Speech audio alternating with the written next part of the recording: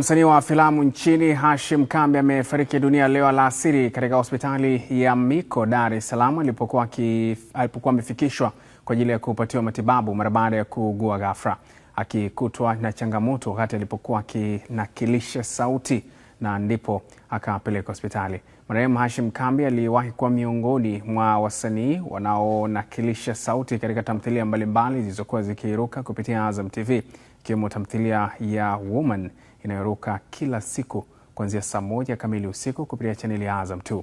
Aliwahi pia kusakata kabumbu akitumikia klabu ya Wananchi Young Africans akicheza katika nafasi ya beki, na hii ni moja ya sehemu ya mahojiano aliyowahi kuyafanya na mwenzetu Sofia Mgaza katika kipindi cha Alama.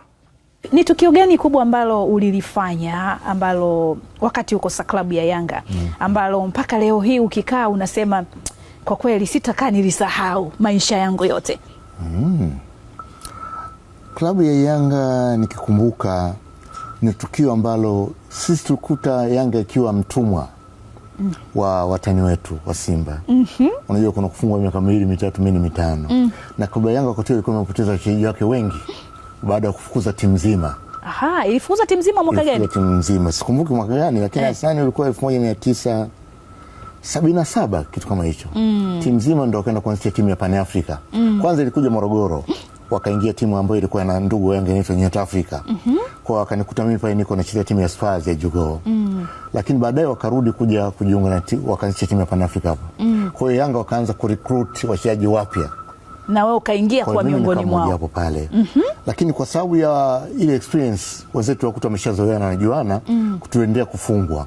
Lakini siku ya kwanza ambayo ilikuwa ni ya maajabu ni siku ambayo kwa mara ya kwanza tulitoka sare. Sio tulishinda, tulitoka sare.